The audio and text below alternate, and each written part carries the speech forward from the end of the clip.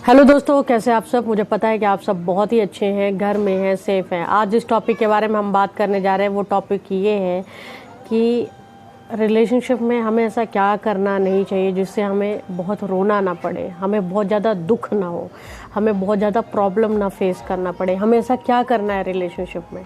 बहुत बार ऐसा होता है, आप सब ने एक्सपीरियंस किया होगा। ऑफकोर्स जो वीडियो देखने आ रहे हैं वो ये सब एक्सपीरियंस किए होंगे कि हम बहुत ज़्यादा लोगों को इम्पोर्टेंस देने लग जाते हैं। हम बहुत ज़्यादा लोगों को कहने लग जाते हैं कि प्लीज़ प्लीज़ मुझे टाइम दो, प्लीज़ मुझसे बात करो, प्लीज़ मेरी केयर करो, प्लीज़ मुझे अटेंशन दो। बट लोग वैसे नहीं होते हैं, ठीक है। लोग आपको वो चीज़ें नहीं कर रहे होते और आखिरकार आपको रात भर नींद नहीं आती है, आपको बहुत रोना आता है, आपका खाना पीना छूट जाता है, आपको सिर्फ दुख ही मिलती हैं।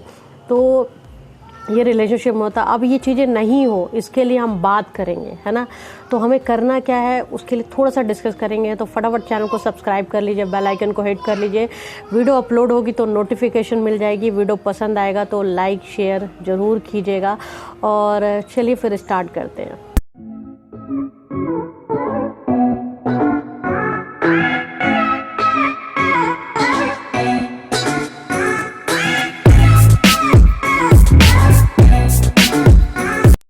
तो अब हम बात करने जा रहे हैं कि हमें रिलेशनशिप में भीख नहीं मांगना है। कैसे नहीं मांगना है, मैं बोलूँगी थोड़ा सा प्रैक्टिकल हो जाओ। अब आप बोलोगे कि हम प्रैक्टिकल कैसे हो, प्यार में प्रैक्टिकल हो जाओ तो फिर प्यार कैसा। ठीक है, प्रैक्टिकल मत बनो, लेकिन आप ये तो जानते होगे ना कि प्यार कैसे होता है। चलिए बात करते हैं उस बारे में, फिर आप भी सोचिएगा कि क्या मैं सही हूँ क्या मैं गलत हूँ, वो आप मुझे कमेंट पे बता दीजिएगा। फ़िलहाल मैं ये बोल रही हूँ कि आपको किसी के इंसान के सामने इस बात के लिए भीख नहीं मांगनी कि प्लीज़ मेरी लाइफ में रहो, प्लीज़ मुझे छोड़कर मत जाओ। आपको बार बार वो इंसान आपको इग्नोर कर रहा है, आपको इम्पोर्टेंस नहीं दे रहा है, वो बोल रहा है भैया मुझे तुम्हारे साथ घुटन महसूस हो रहा है, पता नहीं क्या क्या डायलॉग लेकर आते हैं। जब इंसान को आपको छोड़ना होता है तो पता नहीं कहाँ से डायलॉग पिक करके लेके आते हैं, जिससे आपको लगेगा कि यार इतनी तकलीफ़ मैं दे रही हूँ उसे, या मैं इतनी तकलीफ़ दे रहा हूँ।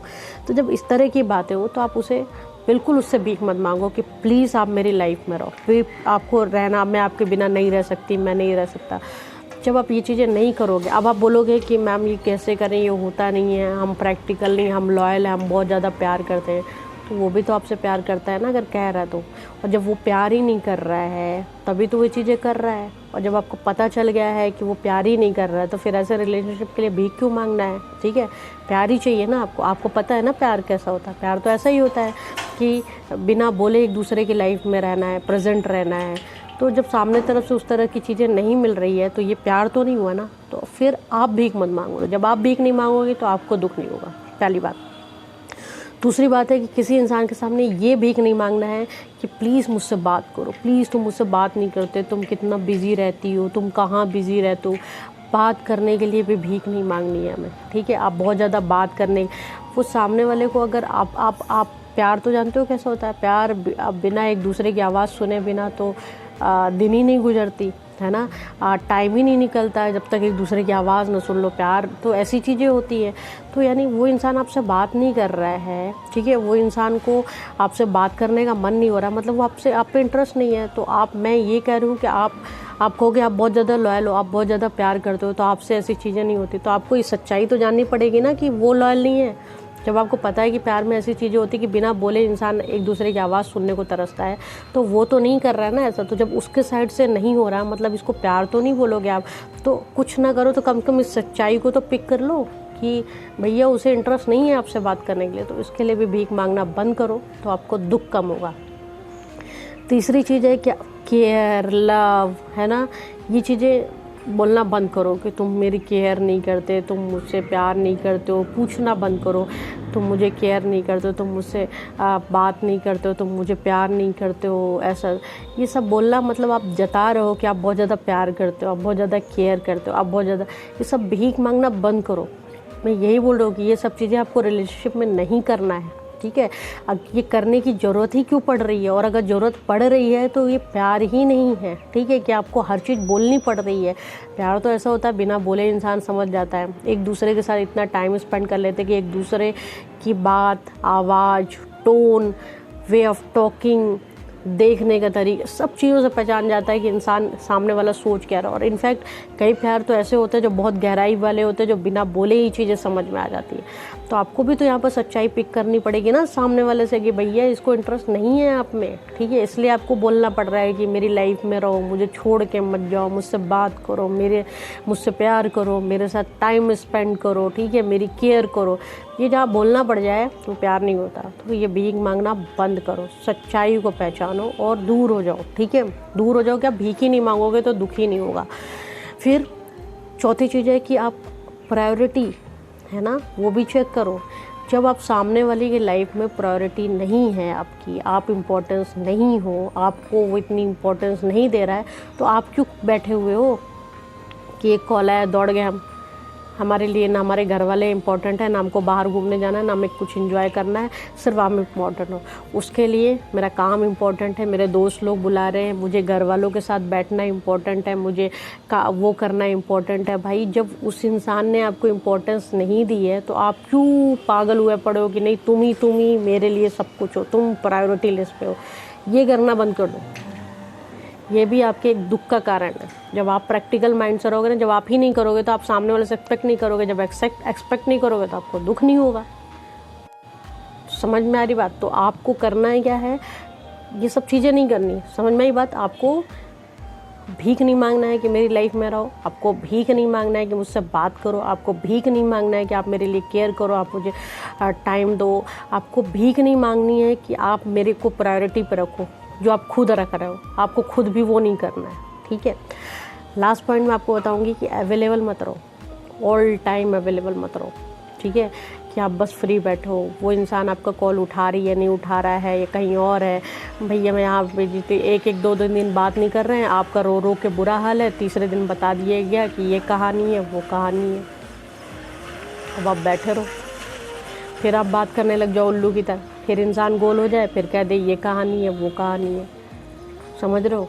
तो ज़रूरत से ज़्यादा अवेलेबल मत रहो। क्यों आप बिज़ी क्यों नहीं रह सकते? आपको क्यों इतना महान वाला प्यार करना है जब सामने वाला नहीं कर रहा है, ठीक है।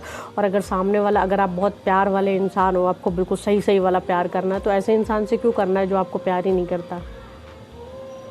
और अगर बहुत ही ज़्यादा गहरे वाला प्यार हो, तो प्यार वो कैसा होता है कि इंसान सामने वाले की खुशी देखता है, तो फिर आपको दुख क्यों हो रहा है, ठीक है। तो प्यार की भी वैरायटीज़ हैं आजकल के जनरेशन में। तो अगर प्रैक्टिकल माइंड में रहोगे तो दुख नहीं होगा, ठीक है।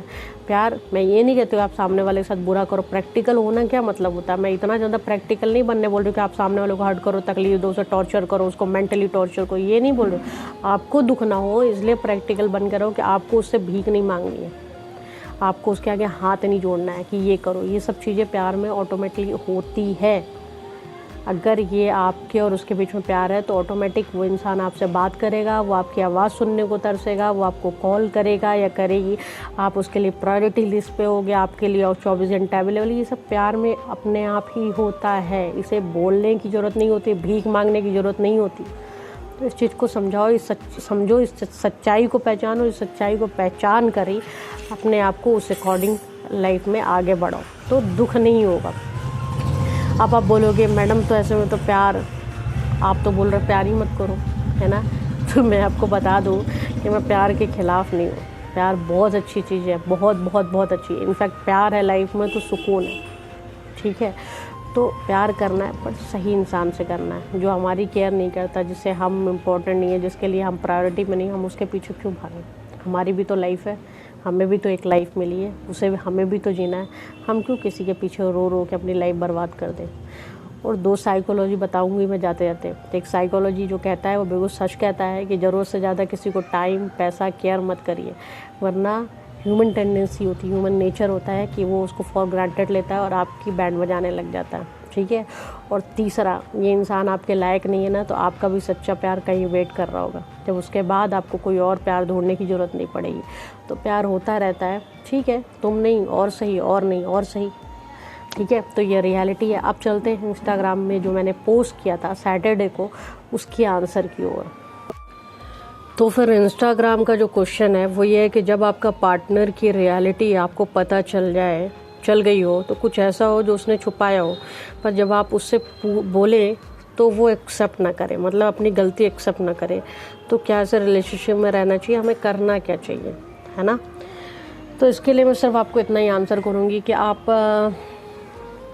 पहले तो आप ये पहचानो कि कैसा झूठ है, ठीक है। बहुत ज़्यादा गहरे वाला झूठ है, किसी और से प्यार करने लग गया था, आपको चीट किया, आपको धोखा दिया, उसकी लाइफ में कोई और है, तब तो माफ़ करने की ज़रूरत नहीं है, ठीक है। जब झूठ ही है। अगर पास्ट वाला झूठ है, पास्ट वाला, तो थोड़ा सा ट्रस्ट डगमगाया है तो है, बट चांस दे सकते हो अगर आप बहुत ज़्यादा प्यार करते हो।